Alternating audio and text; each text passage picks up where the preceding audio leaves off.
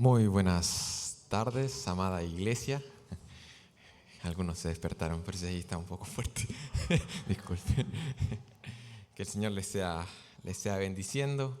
Es un gozo, ¿cierto? Reunirnos una semana más alrededor de la palabra de Dios para ser expuestos a lo que Él nos quiere hablar en este lugar.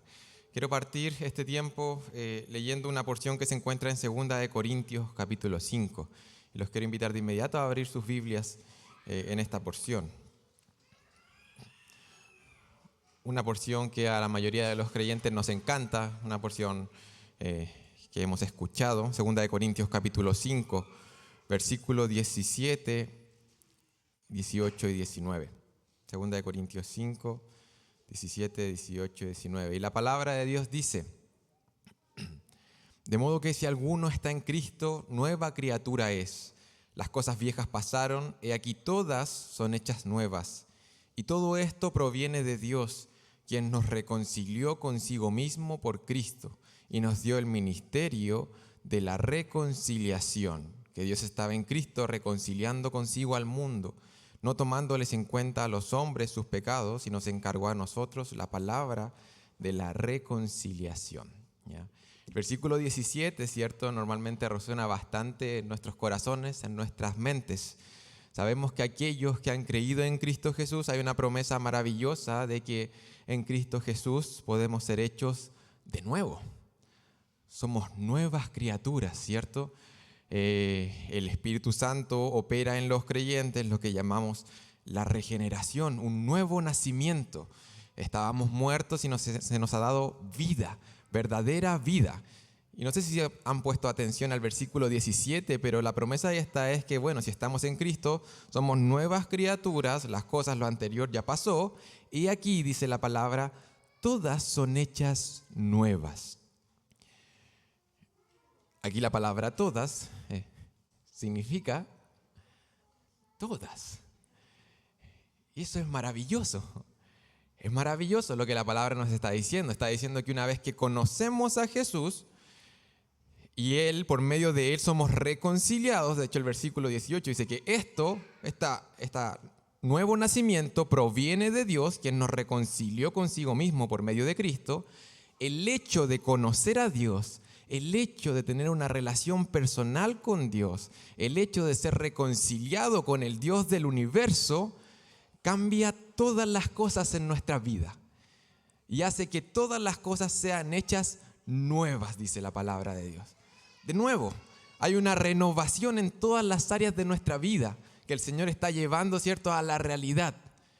¿Por qué? Porque lo conocemos a Él, dice el texto. Somos reconciliados con Él y el hecho de tener una relación con Dios nos cambia. Y cambia la manera en que primeramente, y de manera obvia quizás, nos relacionamos con Él, ¿cierto? Transforma nuestra relación con el Dios de la Biblia. El hecho de ser reconciliados con Dios cambia también la forma en que nos relacionamos unos con otros, ¿cierto? El hecho de ser reconciliados con Dios transforma por completo, lo hace de nuevo. Esas relaciones, ¿sabes qué? Yo conozco a Dios y ahora me voy a relacionar de una manera diferente con lo que la Biblia le llama nuestro prójimo, ¿cierto? Transforma por completo la manera en que nos relacionamos con nuestros cónyuges, con nuestro esposo, nuestra esposa. Cambia por completo. ¿Por qué? Porque he sido reconciliado con Dios. Y ese hecho hace todo de nuevo y transforma mi matrimonio, transforma mi paternidad, la manera en que crío a los más pequeños, la manera en que los educo, les enseño. Lo cambia de nuevo, lo hace de nuevo. ¿Por qué? Porque he sido reconciliado con Dios. Y así podríamos comenzar a visitar cada una de las esferas de nuestra vida.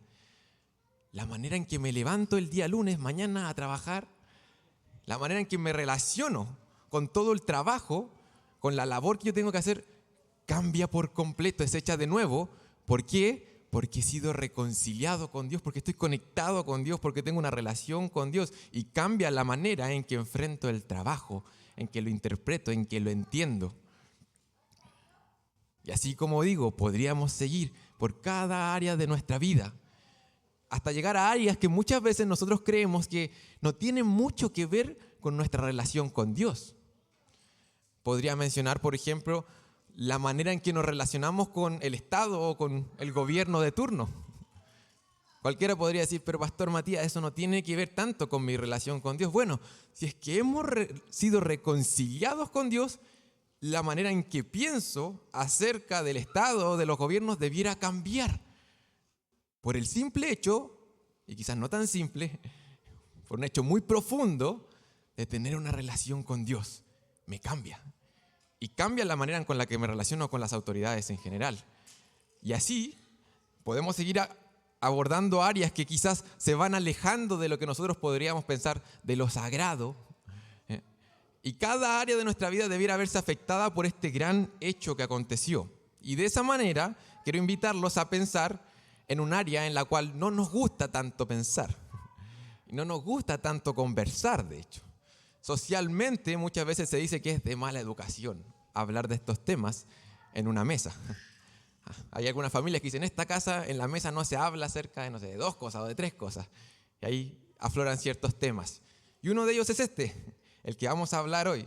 Y hoy día quiero invitarlos a pensar en cómo el hecho de ser reconciliados con Dios, cómo el hecho de conocer a Dios cambia nuestra manera de relacionarnos con el dinero, con nuestros bienes, con los recursos. Cómo el hecho de conocer al Dios verdadero, al Dios de la Biblia, nos cambia. Cambia nuestra manera de pensar, de administrar nuestro dinero. Y quiero plantear la pregunta de una forma quizás un poco diferente en este sermón. Y es que sabemos que conocer a Dios es algo sobrenatural. Es algo milagroso, ¿cierto? El hecho de que Dios haya tomado la iniciativa y nos haya salido al encuentro es algo fuera de serie, fuera de lo común. Y es por eso que cada área de nuestras vidas va a comenzar a verse de una manera, podríamos decir también, fuera de serie, fuera de lo normal. Porque conocemos a un ser que es así. Entonces la pregunta que me gustaría hacer es si es que en este momento, en la manera en que estamos relacionándonos con el dinero y con nuestros recursos, hay algo milagroso. Esa es la pregunta que quiero que revisemos en nuestras vidas. Si es que en este momento hay algo milagroso, hay algo sobrenatural, sabes que hay algo distinto en la forma en que yo me estoy relacionando con los bienes materiales, con el dinero. Hay algo fuera de lo común, el hecho de que yo conozca a Dios y de que haya experimentado su bondad, ¿hace alguna diferencia o debiera hacer alguna diferencia en la manera en que me relaciono con los recursos o con el dinero? Vamos a ir a Deuteronomio. Y ahí nos vamos a quedar a lo largo del sermón. Estamos en Deuteronomio capítulo 26.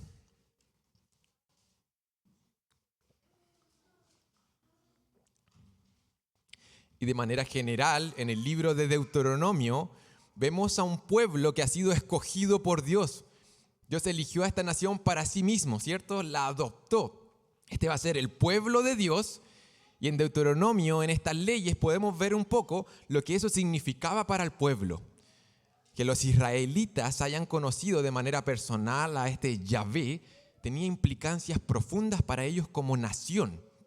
Y de hecho, de manera individual, igualmente debía tener implicancias profundas.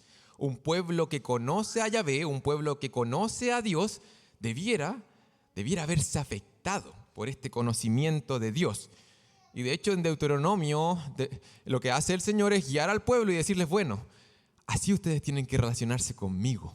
Esto va a significar para ustedes como pueblo el hecho de que me conozcan a mí y que yo sea su Dios, ¿ya? Y aquí podemos encontrar varias cosas, varios aspectos que van en contra un poco de lo que naturalmente podían hacer del corazón de estos israelitas, ¿ya? Y la porción que vamos a estar revisando en Deuteronomio capítulo 26, de los versículos 1 al 11 en esta oportunidad, vamos a estar viendo cómo estos israelitas iban a tomar sus recursos y ellos iban a dar, ¿ya? Y esto para ellos iba a ser algo fuera de serie, iba a ser algo diferente, ¿ya? El pueblo de Israel que conoce a este Dios iba a relacionarse de manera especial con sus recursos, específicamente con sus cosechas, vamos a ver, y ellos iban a responder dando. ¿ya? Y esa es la reflexión que vamos a estar llevando a cabo en este lugar. Vamos a estar hablando acerca del dar. Y voy a estar dando lectura de Deuteronomio capítulo 26, del versículo 1 al versículo 11. Ya la porción en general, el capítulo en general, habla acerca de nuestra relación con ciertos bienes materiales. Y vamos a estar hablando acerca de una ofrenda, y la próxima semana se aborda un tema de un impuesto, ¿ya? Así que vamos a estar del versículo 1 al 11. Y la palabra del Señor dice en Deuteronomio 26: Cuando hayas entrado en la tierra que Jehová tu Dios te da por herencia, y tomes posesión de ella, y la habites, entonces tomarás de las primicias de todos los frutos que sacares de la tierra que Jehová tu Dios te da, y las pondrás en una canasta. Irás al lugar que Jehová tu Dios escogiere para hacer habitar allí su nombre. Y te presentarás al sacerdote que hubiere en aquellos días, y les dirás: Declaro hoy a Jehová tu Dios que he entrado en la tierra que juró Jehová a nuestros padres que nos daría. Y el sacerdote tomará la canasta de tu mano y la pondrá delante del altar de Jehová tu Dios. Entonces hablarás y dirás delante de Jehová tu Dios: Un arameo a punto de perecer fue mi padre, el cual descendió a Egipto y habitó allí con pocos hombres, y allí creció y llegó a ser una nación grande, fuerte y numerosa. Y los egipcios nos maltrataron y nos afligieron, y pusieron sobre nosotros dura servidumbre. Y clamamos a Jehová, el Dios de nuestros padres, y Jehová oyó nuestra voz y vio nuestra aflicción, nuestro trabajo y nuestra opresión. Y Jehová nos sacó de Egipto con mano fuerte, con brazo extendido, con grande espanto y con señales y con milagros. Y nos trajo a este lugar y nos dio esta tierra, tierra que fluye leche y miel. Y ahora, he aquí, he traído las primicias del fruto de la tierra que me diste, oh Jehová. Y lo dejarás delante de Jehová tu Dios, y adorarás delante de Jehová tu Dios, y te alegrarás en todo el bien que Jehová tu Dios te haya dado a ti y a tu casa, así como el levita y el extranjero que está en medio de ti. Vamos a orar a nuestro Dios. Padre, te damos gracias, Señor, por tu palabra, porque por medio de ella tú nos instruyes, tú nos guías, Señor. Y en esta hora ruego por nuestros corazones, nuestras mentes, Señor. Enséñanos, Padre, enséñanos lo que significa dar, enséñanos, Señor, cuál debe ser la motivación correcta, y por sobre todo, Señor, exponnos a tu carácter, Padre, que el conocimiento de tu persona nos lleve, Señor, a la obediencia, al amor, Señor, que nos afecte en lo más profundo de nuestro ser, Señor, y podamos cambiar, Padre. Te pedimos esto, Señor bendito, en el nombre de Jesús. Amén. Entonces, en este versículo, en esta porción en general, del versículo 1 al 11, podemos ver que el Señor está instruyendo a su pueblo en cuanto a una ofrenda, en cuanto al dar. Y quiero invitarlos a reflexionar quizás ciertas aristas que nos muestra este texto en cuanto a lo que significa dar, en cuanto a lo que debiera significar dar para nosotros. Y lo primero que podemos encontrar en el texto y en general en toda esta porción es que el dar una ofrenda específicamente para el pueblo, para ellos significaba una respuesta, ¿ya? No sé si a menudo cuando pensamos en el dar, y lo voy a mencionar más adelante, pensamos en esto, ¿ya? En que el dar algo es más bien una respuesta. Y esto puede sonar un poco extraño, ¿ya? Pero vamos a ver en el texto cómo para el pueblo de Israel esta ofrenda, este dar a Dios, era más bien una respuesta. Una respuesta. Y en el versículo 1 comienza poniéndonos un poco en el contexto en el cual se iba a dar esta ofrenda. Dice: cuando hayas entrado en la tierra que Jehová tu Dios te da por herencia, y tomes posesión de ella y la habites, entonces tomarás de las primicias de todos los frutos. ¿Ya? Ahí está el mandato. Hay un mandato para cuándo, y fíjese ahí en el texto, en el versículo 1, ¿cuándo este pueblo tendría que obedecer este mandamiento, esta instrucción? ¿Cuándo? Ahí está el coro unido, leyendo la palabra de Dios y dándose cuenta que el pueblo iba a responder a esto cuando haya entrado, dice la Biblia, en la tierra que Jehová tu Dios les daría por herencia. ¿Ya? Entonces se sitúa en un contexto específico este mandato, esta ofrenda, y le dice ¿cuándo tienen que responder? En el futuro. Recuerden que en Deuteronomios el pueblo está a punto, al otro lado del Jordán, está a punto de entrar a la tierra prometida. ¿Ya? Y le dice, bueno, cuando entren en el futuro, recuerden también que hay una generación que salió de Egipto y que pereció debido a su desobediencia en el desierto, y esta nueva generación entraría en la tierra prometida, y esta generación entraría dice el texto, cuando entren en la tierra, y no solamente van a entrar en la tierra, sino que dice ahí, tomarán posesión de la tierra. Y no solamente tomarán posesión de la tierra, dice el versículo 1, dice que la habitarán. ¿Ya? Entonces dice, bueno, cuando ustedes entren, tengan que, cierto, conquistar la tierra y se establezcan en la tierra, estén habitando en la tierra, en ese contexto ustedes van a responder con esta ofrenda al Señor. Entonces, de cierta forma, algo previo debía ocurrir antes de que el pueblo diera esta ofrenda. Y lo que debía ocurrir es que este pueblo iba a comenzar a experimentar el cumplimiento de la promesa de Dios de la tierra. ¿Ya?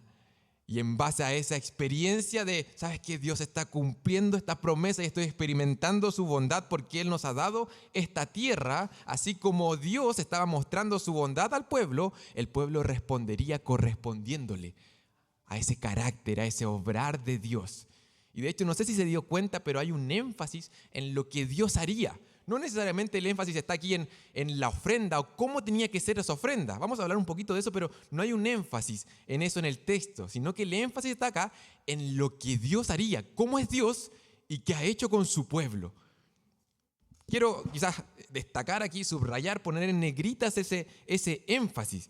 No sé si se dio cuenta que en el versículo 1 dice, bueno, cuando entres en la tierra, y no es cualquier tierra, sino que es la tierra que Jehová tu Dios te da por herencia. Versículo 2 luego dice, bueno, van a sacar las primicias de la tierra. ¿Cuál tierra?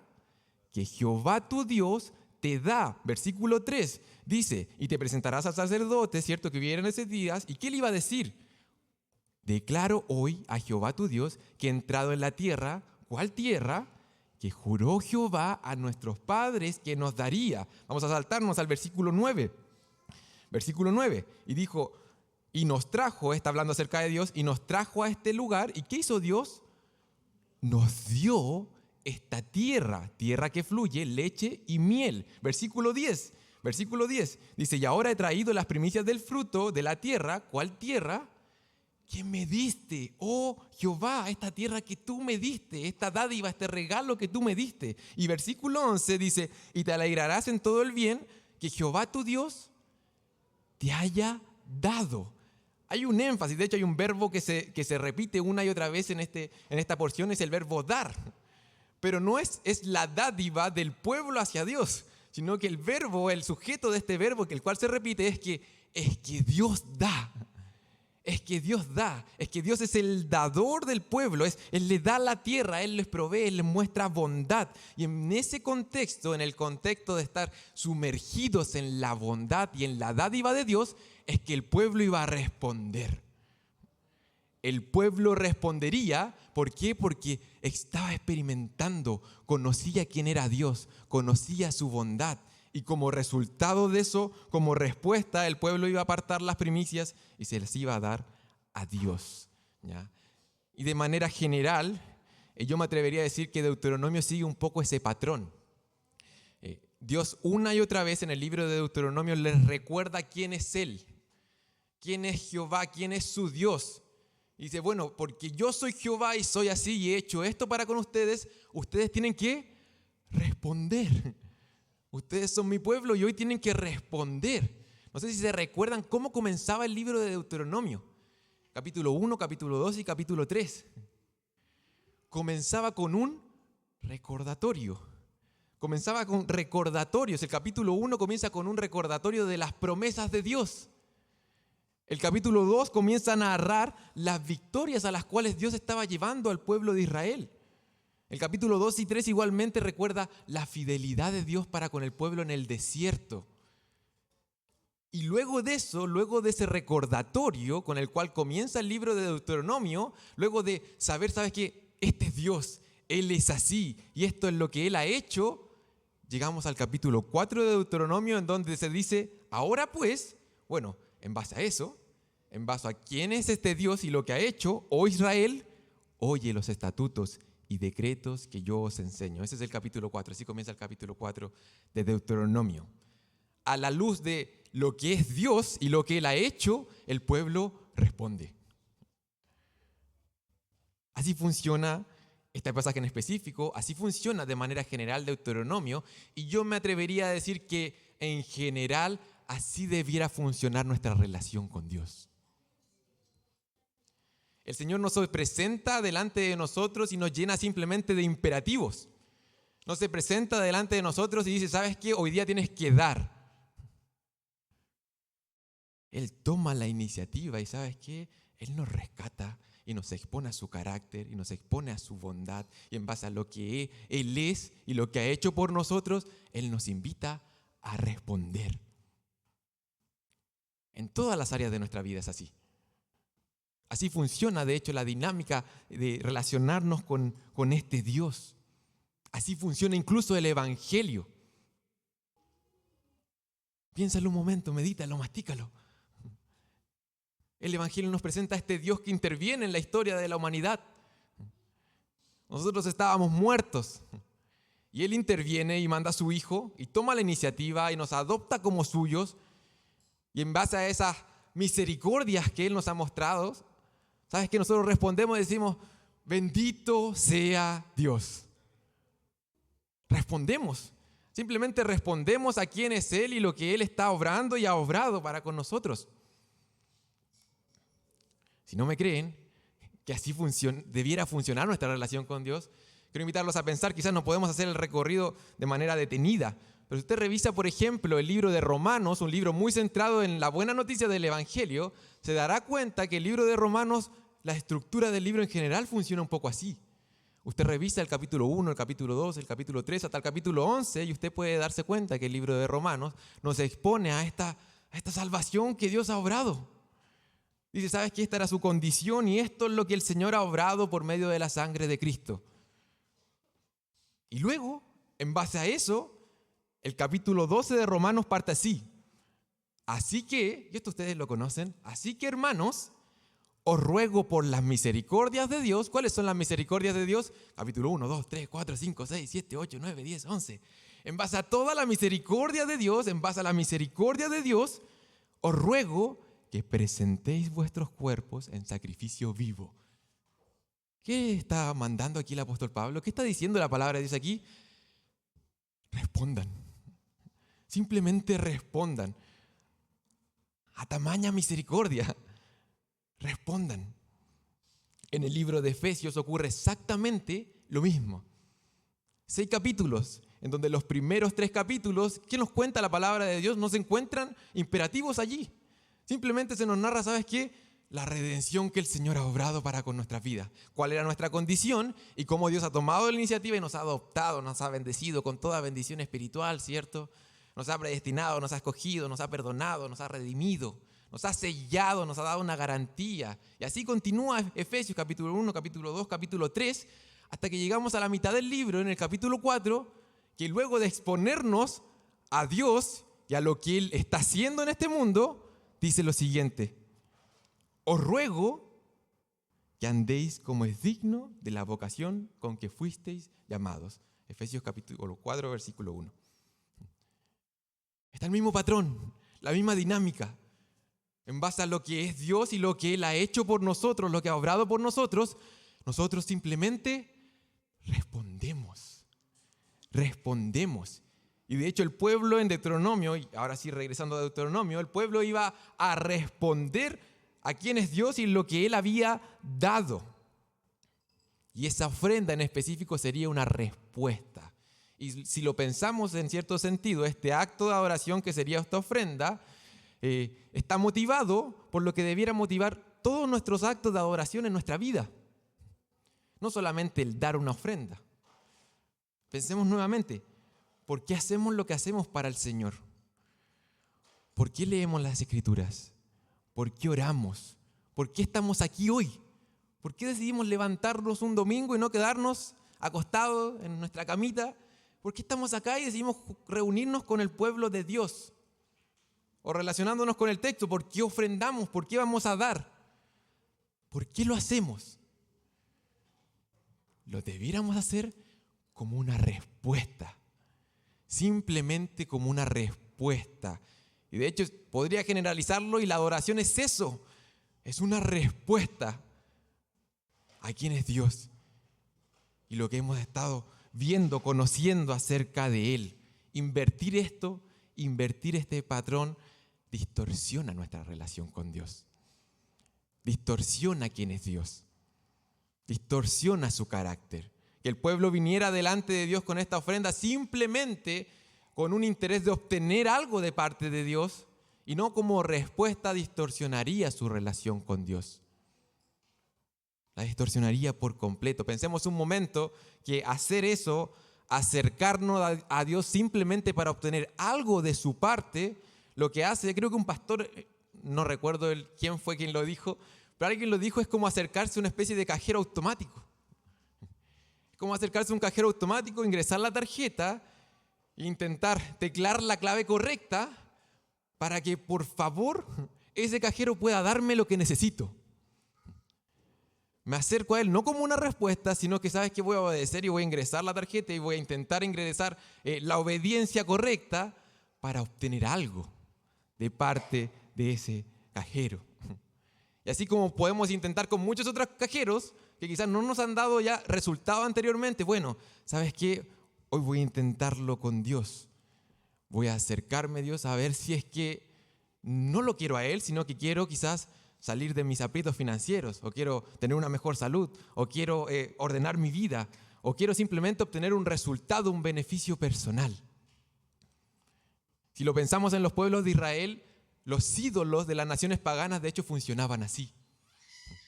Ídolos creados en sus mentes, ciertos dioses que realmente no existen. Pero los ídolos de la época funcionaban un poco así. El pueblo de Israel no era el único pueblo que traía primicias a su Dios. Las otras naciones igualmente muchas veces presentaron ofrendas, primicias a los dioses. Pero esos pueblos no fueron movidos porque ¿sabes qué? Qué bondadoso es este Dios. Y soy movido a responder a esa bondad. No. Los ídolos, los dioses de las naciones paganas, no se parecen al Dios de la Biblia. Se parecen más bien a nosotros. Los ídolos de la época más bien eran ídolos egoístas, eran malhumorados, eran bastante temperamentales. Cuando tú llevabas una ofrenda a un ídolo, tú sabes qué, ibas con terror. No sabías cómo iba a responder el ídolo al cual estabas trayendo una primicia o una ofrenda. ¿Por qué? Porque esos ídolos tenían más bien semejanzas con nosotros. El Dios de la Biblia y el Dios de Israel no funcionaba así. Era diferente. Este pueblo debía ser movido por la bondad, por el carácter de Dios. De hecho, lo vamos a ver al final, que a menudo todas estas ceremonias, celebraciones, rituales estaban llenas de alegría, de gozo. No era un terror a ver si es que logramos apaciguar a este Dios, a ver si es que logramos que, ¿sabes? Que calme la tormenta y que podamos hacer un buen viaje, a ver si es que por fin este Dios hace llover, ojalá que sí, ojalá, pero no lo sabemos. No. Todas estas ceremonias estaban envueltas de alegría, de gozo, porque estaban sumergidas en el contexto de la bondad de Dios. El pueblo venía a responder. ¿Y de qué manera tenía que responder el pueblo en Deuteronomio capítulo 26? Versículo 2. Entonces tomarás de las primicias de todos los frutos que sacares de la tierra que Jehová tu Dios te da, y las pondrás en una canasta, e irás al lugar que Jehová tu Dios escogiere para hacer habitar allí su nombre. Y te presentarás al sacerdote que hubiera en aquellos días, y les dirás: declaro hoy a Jehová tu Dios que entrado en la tierra que juró Jehová a nuestros padres, que nos daría. Lo que tenía que hacer el pueblo es responder a quién es Dios, y ahí venía, versículo 3, un reconocimiento de la fidelidad de Dios. ¿Ya? Entonces, esta ofrenda, el dar, se presentaría como una respuesta y también se presentaría aquí como un reconocer que Dios es fiel. Dios es fiel. Y es por eso que se presentaban primicias. Ya este acto a menudo, bueno, hay varias ofrendas de primicias que uno puede ver en Deuteronomio, en Levíticos, en Números que el pueblo tenía que presentar, pero esta ofrenda en específico sería la primera que se presentaría cuando el pueblo entrara en la tierra prometida. Las primicias, estas famosas primicias, se refiere, ¿cierto?, a las primeras cosechas. A las primeras cosechas, y a menudo se entiende que esta primera cosecha no era la primera, también tenía incluido el aspecto cualitativo de que era la mejor. Era la primera y la mejor ¿sabes qué? Cosechábamos y ¿qué hacíamos? Se lo traíamos a Dios. Y en específico esta sería la primera en la tierra, la primera cosecha en la tierra, reconociendo que esto, ¿sabes qué? Le pertenece a Dios. Dios ha sido bueno con nosotros, Él nos ha dado esta tierra y en reconocimiento a eso, el pueblo traería las primicias. Y en su misericordia, Dios no deja al pueblo solo, sin instrucciones, sino que acá instruye, los guía para que ellos sepan cómo deben responder. No sé si puedes ver ahí misericordia de parte de Dios. Dios no solamente dice, ¿sabes qué? Esta es mi bondad, que yo se las hago experimentar y ustedes deben responder, sino que en su palabra nos guía para saber cómo debemos responder adecuadamente a quién es Él. Y de hecho, al pueblo en específico los guía y les dice, bueno, tienen que tomar esto y tienen que traerlo para acá. Tienen que llevarlo al lugar que Jehová tu Dios escogiere para hacer habitar allí su nombre. Tenían que llevarlo al tabernáculo. Y luego de aquí en adelante parte una especie de ritual, de ceremonia. Y eso es lo que encontramos en el versículo 3, ¿cierto?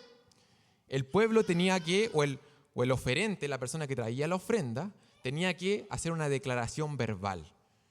Y la declaración verbal aparece en el versículo 3, la primera declaración, y es declarar hoy a Jehová tu Dios que ha entrado en la tierra que juró Jehová a nuestros padres que nos daría.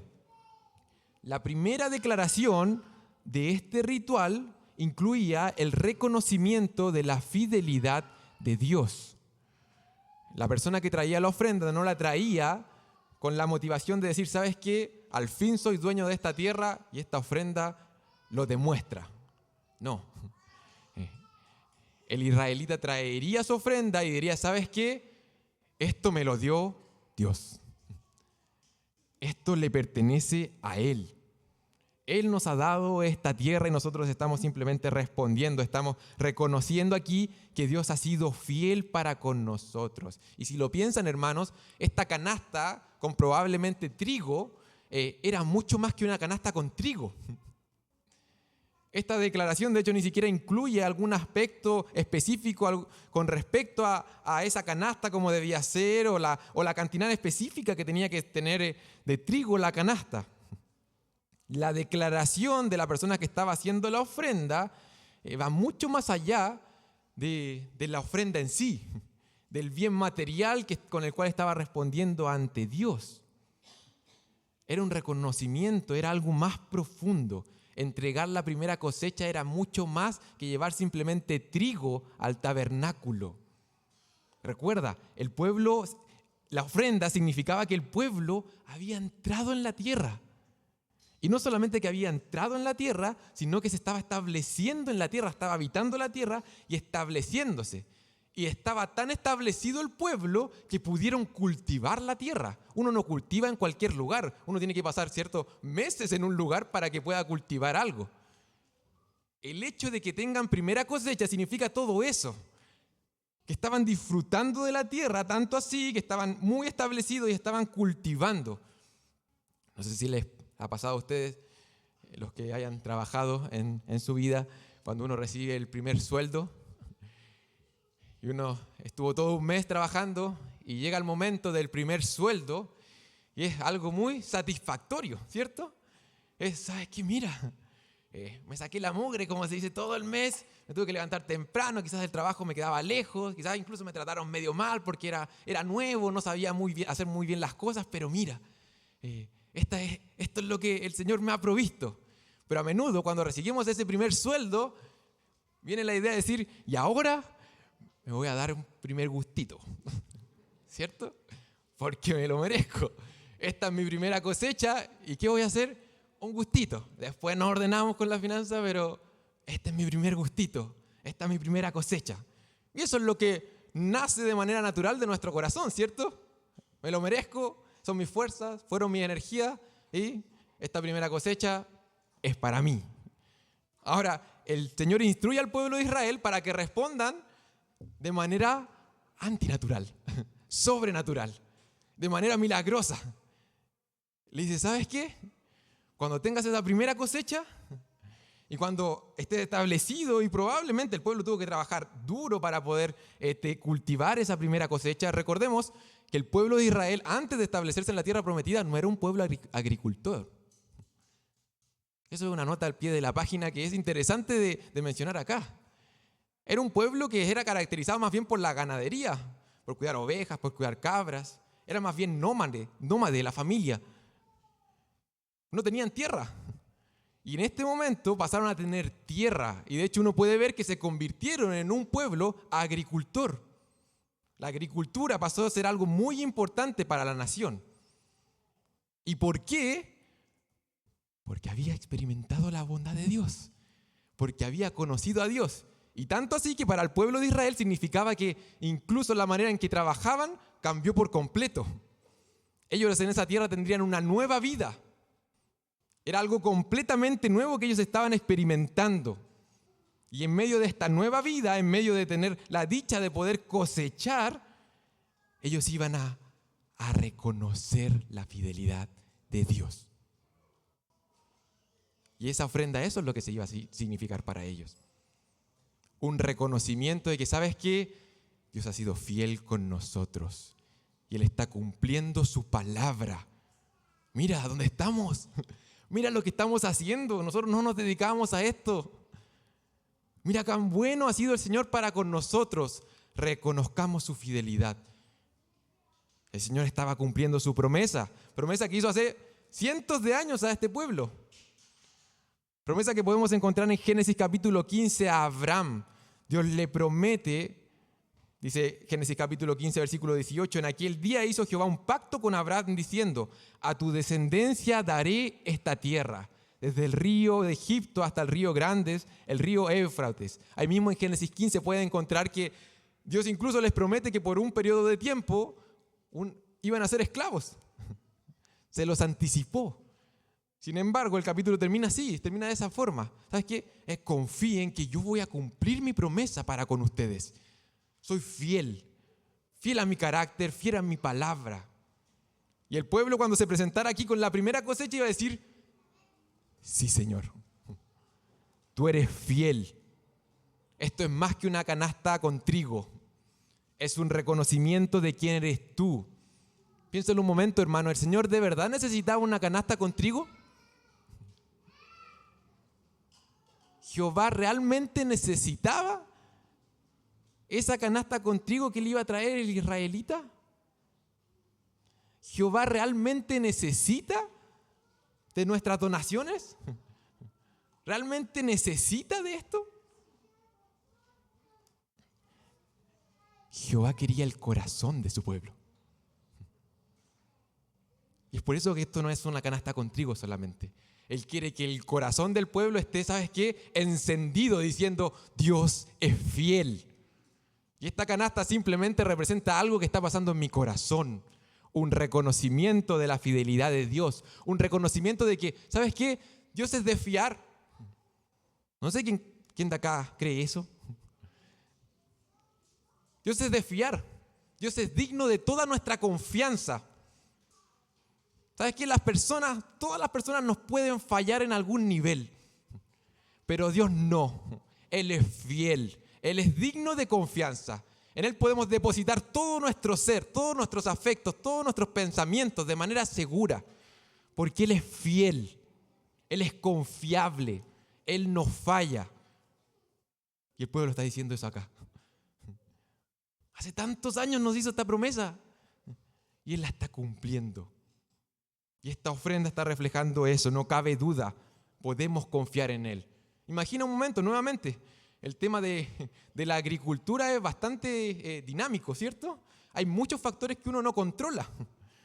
Uno sabe, ya prepara la tierra, echa la semilla, luego uno puede regar en la medida de lo posible, puede desmalezar quizás, pero al final del día el hecho de que crezca una plantita y que dé fruto y que dé buen fruto, ¿sabes qué? No está mucho en nuestras manos. El pueblo no tenía idea qué iba a pasar con las siguientes cosechas. Esta es la primera simplemente. No tenía la certeza de que, ¿sabes qué? Dimos la primera cosecha al Señor y vino una tormenta o vino algo, ¿sabes qué? Nos atacaron los enemigos y destruyeron todas las demás cosechas y nos quedamos sin cosecha. No lo sabía y de hecho el pueblo no lo podía saber. Sin embargo, ¿qué hace el pueblo acá? Elige confiar en Dios. Y dice, ¿sabes qué? Dios es fiel. Y Él nos dio esto y nosotros vamos a confiar en Él. Vamos a decir, Él es digno de confianza. Él es confiable. Y es por eso que respondo y doy. Un reconocimiento de su fidelidad. A menudo, vamos a tener que acelerar un poco porque se nos está yendo el tiempo. Pero a menudo cuando conversamos acerca del dar, sobre todo en ámbitos cristianos, incluso en ámbitos no cristianos, la conversación se centra en un porcentaje. No sé si les ha pasado, ¿cierto? Y tú estás obligado a dar, y cuánto tenés que dar, y cómo es el asunto, y hay harto como curiosidad al respecto. Incluso entre cristianos la conversación se centra en una cifra, en un porcentaje. Y personalmente creo que la discusión está equivocada. Esa conversación está equivocada. Quizás no es la discusión en la cual debiéramos invertir tiempo. Quizás la conversación y la discusión tendría que ver más con esto. Tendría que ver más con no qué porcentaje estamos dando cada uno de nosotros, sino tendría que ver más con cómo nuestro presupuesto está reflejando que confiamos en Dios. En cómo la manera en que estamos administrando nuestra confianza está diciendo, ¿sabes qué? Dios es digno de fiar. Dios es fiel y confío en Él y toda mi vida quiero que refleje eso. Incluso esta área que muchas veces no lo relaciono con lo sagrado. Él es bueno, Él es digno de fiar y quiero que mis finanzas reflejen eso. Creo que esa es una mucho mejor pregunta que podemos hacernos. ¿No sabes qué? ¿Cuánto tengo que dar, pastor? ¿Cuánto es suficiente? ¿Cuánto es lo mínimo que puedo dar? ¿O cuánto es lo máximo que puedo dar? Creo que la pregunta mejor formulada sería esa. ¿Estoy demostrando confianza en Dios a través de la manera en que administro mi dinero, mis recursos? Está gritando al mundo, si es que alguien tomara ese Excel en el cual me organizo, ese Excel que diga, ¿sabes qué? Dios es bueno, Dios es fiel. Eso es lo que está diciendo ese documento. Hemos estado conversando ciertas esferas, aspectos importantes acerca del dar. El dar como una respuesta, el dar como un reconocimiento de la fidelidad de Dios. Y en este rito o ceremonia que el pueblo tenía que llevar a cabo, iba a reconocer igualmente que el dar sería resultado de la gracia de Dios. Y en el versículo 5 en adelante viene una segunda declaración. Eran dos declaraciones que tenía que hacer la persona que estaba ofrendando. La primera la vimos en el versículo 3 y en el versículo 5 en adelante viene esta segunda declaración. Y hermano, si es que en algún momento del sermón se desconcentró, su mente viajó a otro lugar, le invito a volver a conectarse en este momento y a no perder lo que dice la palabra de Dios acá. Porque esta porción es maravillosa, es hermosa, es casi poética esta segunda declaración de parte del israelita que estaba dando la ofrenda. De hecho, algunos postulan que esta porción se convirtió luego en un credo, en algo que los israelitas repetían a menudo, ¿ya? En algo que abrazaron, algo que incluía muchas verdades esenciales para lo que los israelitas creían, ¿ya? Y es por eso que quiero leerlo una vez más, hermanos, del versículo 5 al versículo 9, para que hagamos qué incluía esta bellísima declaración. Dice la palabra en el versículo 5, entonces hablarás y dirás delante de Jehová tu Dios, un arameo a punto de perecer fue mi padre, el cual descendió a Egipto y habitó allí con pocos hombres, y allí creció y llegó a ser una nación grande, fuerte y numerosa. Y los egipcios nos maltrataron, nos afligieron y pusieron sobre nosotros dura servidumbre. Y clamamos a Jehová, el Dios de nuestros padres. Y Jehová oyó nuestra voz y vio nuestra aflicción, nuestro trabajo y nuestra opresión. Y Jehová nos sacó de Egipto con mano fuerte, con brazo extendido, con grande espanto y con señales y con milagros. Y nos trajo a este lugar y nos dio esta tierra, tierra que fluye leche y miel. Es maravilloso, hermanos. Es bellísimo. Lo que tenía que hacer aquí el israelita era abrir sus ojos, recorrer la historia de Israel, abrir sus ojos a la gracia de Dios derramada hacia la nación. Esta bondad inmerecida hacia el pueblo de Dios. Eso es lo que hace aquí el israelita. Mira la inmerecida bondad de Dios que hemos experimentado. Recuerda a este hombre, a este arameo a punto de morir. Otras traducciones dicen a este arameo errante. Está hablando acerca de Jacob, cuya madre era aramea, y Jacob, que tuvo que pasar muchos años en las tierras de su suegro, Labán, ¿cierto? Que precisamente era un arameo, ¿ya? Que habitaba en Aram. Recuerda a este hombre, recuerda quién era él, recuerda su carácter, recuerda lo que tuvo que pasar. Recuerda que nosotros partimos como una familia pequeñísima, que Dios en su misericordia hizo crecer de manera milagrosa. Recuerda lo que sucedió en Egipto, recuerda el sufrimiento, recuerda la aflicción.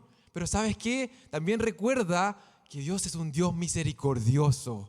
Recuerda que Dios nos escuchó. Recuerda que Dios nos vio. Recuerda que Dios nos redimió, nos liberó, nos sacó de Egipto. Y no solamente quedó ahí, no nos abandonó en el desierto. Recuerda ese mar abierto, recuerda las plagas, recuerda su provisión en el desierto. Y aún más, recuerda esta tierra. Recuerda tu bendición. Recuerda cuán bueno ha sido Dios antes y cuán bueno sigue siendo hoy. Recuerda toda esa gracia derramada hacia nuestras vidas que no merecíamos.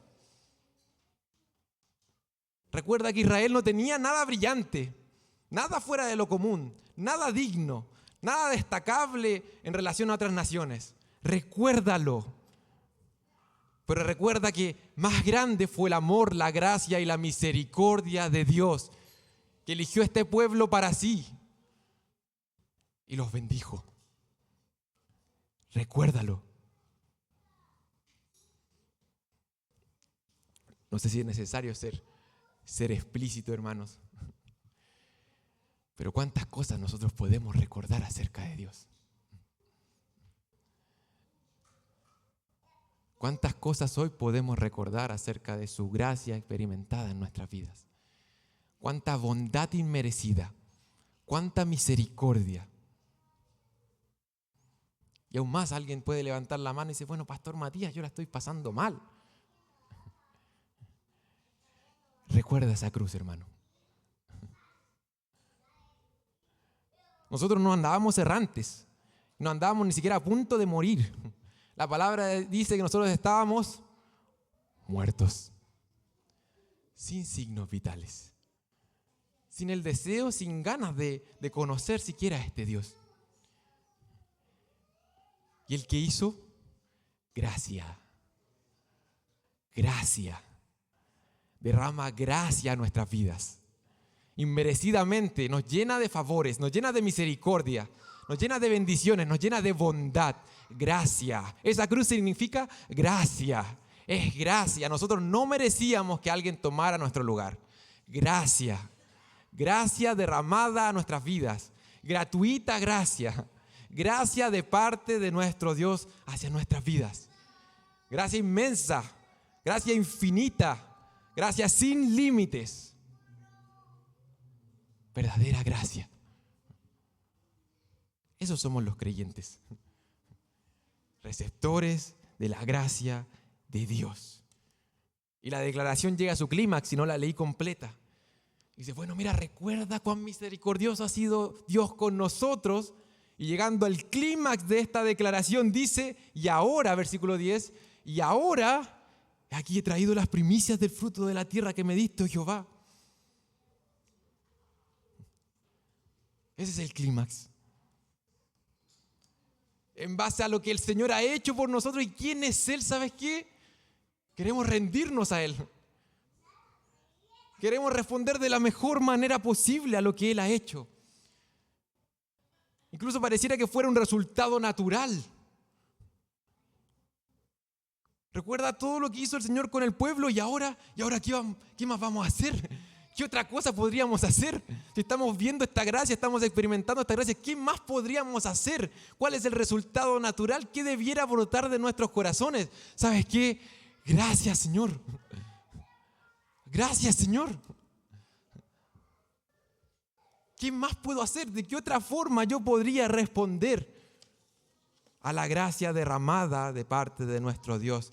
Tiene tanto valor, es algo tan reluciente, es algo tan inmenso que nos atrapa, que nos afecta, que nos cambia, que nos hace dar, por ejemplo. El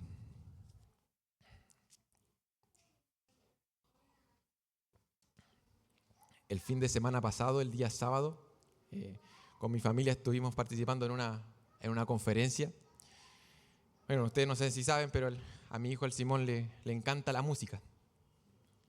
Está un poco rayado, podríamos decir, con la música. Él es algo que valora muchísimo en su corazón. Él ama la música. Ocupa un lugar gigantesco dentro de la música. Por lo que si él conoce a alguien que toca un instrumento musical, sabes que esa persona es valiosísima para él. Él ama a esa persona, la admira, lo mueve, lo afecta por completo. La semana pasada fuimos a una conferencia a otra iglesia y habían otros músicos, habían otros instrumentos. Y él estaba bien atento. Y comenzaron a tocar. Y él comenzó a mirar cómo tocaban. Ustedes vieran cómo su admiración por esas personas cambió de inmediato. ¿Por qué? Porque él valora muchísimo eso. Y cuando terminaron de tocar, él lo único que quería hacer era estar cerca de esas personas, de estos otros músicos. Él quería conocerlos, él quería saber sus nombres, él quería darles la mano. ¿Por qué? Porque era algo que ama mucho, él valora mucho y afectó completamente su comportamiento. De hecho, al almuerzo le tocó sentarse al lado del guitarrista. Hubiesen visto sus ojos. No podían estar más abiertos. Él le dio la mano, se le presentó. Simón quería estar cerca de ellos, no quería apartarse de ellos. Estaba completamente distraído, hipnotizado por esas personas porque era algo que valoraba. Ama eso y lo afecta por completo. Hermanos, yo creo que nos falta abrir más los ojos a la gracia de Dios hacia nuestras vidas. Y que eso, ¿sabes qué? Nos hipnotice. Que veamos tanto valor en el amor, la misericordia, la gracia de Dios hacia nuestras vidas, que ¿sabes qué? Estamos completamente absortos, distraídos, lo amamos, queremos conocerlo, queremos que nuestro comportamiento, nuestra mente, nuestros afectos, todo se vea distorsionado por, ¿sabes qué? La belleza de quién es Dios. Necesitamos abrir los ojos, hermanos.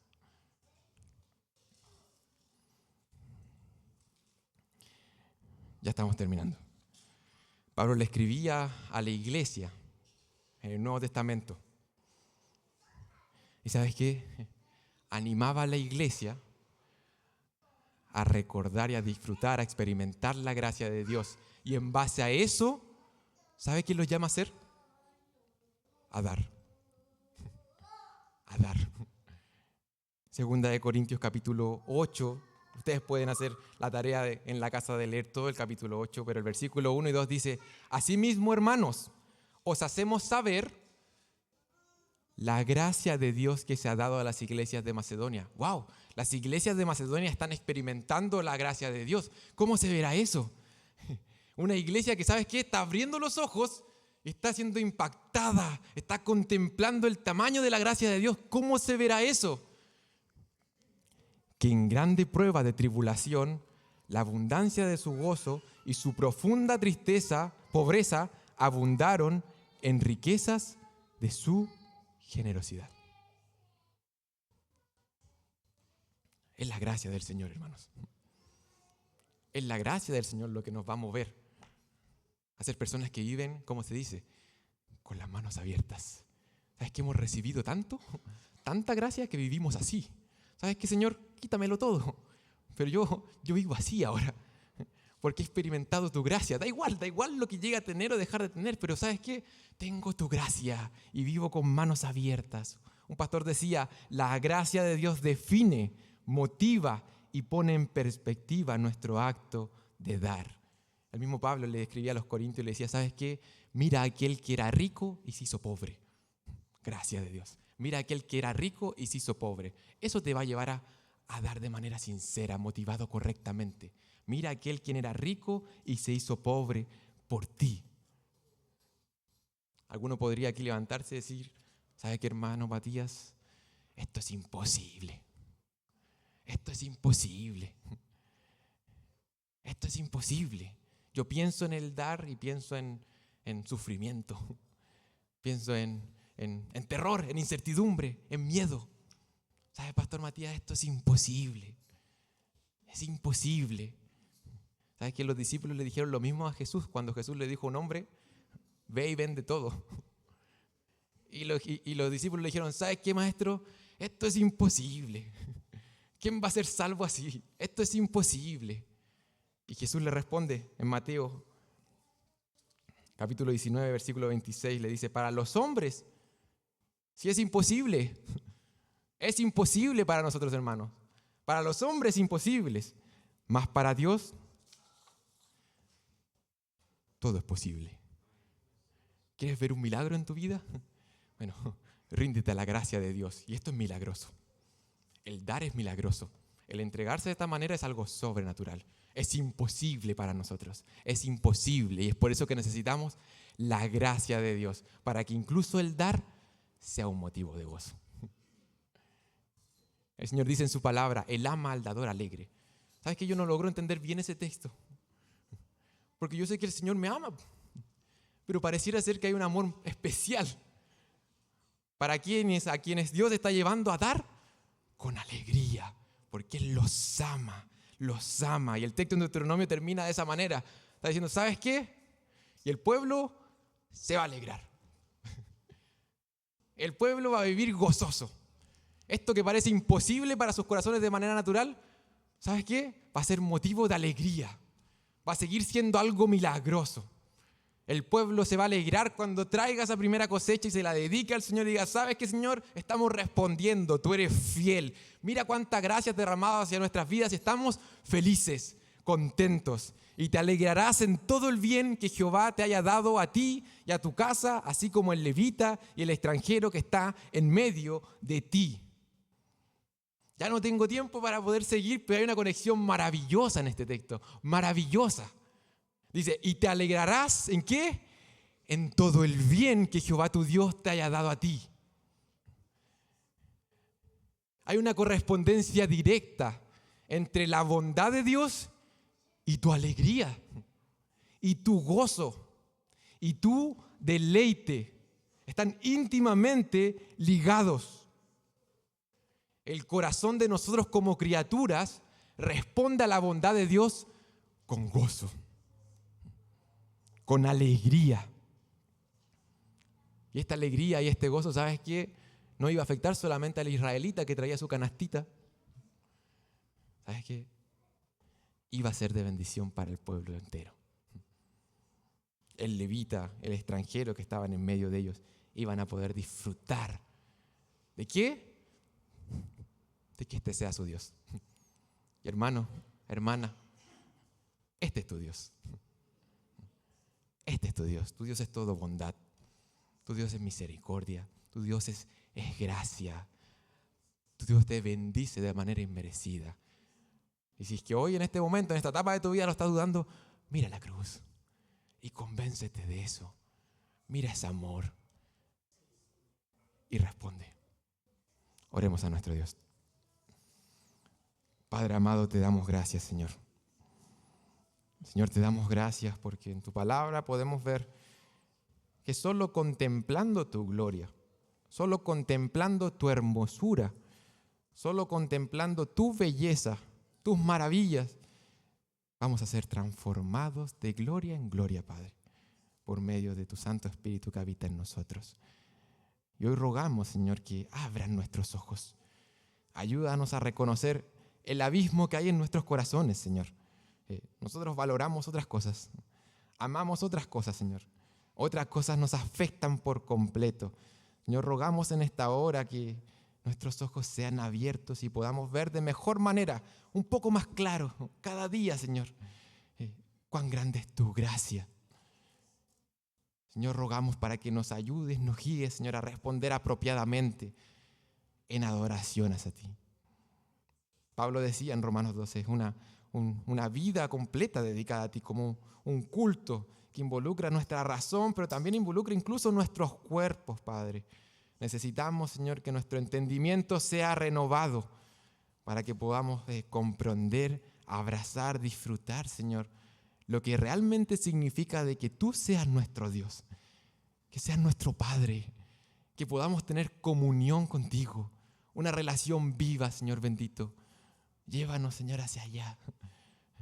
Ayúdanos, Señor, a poder amarte,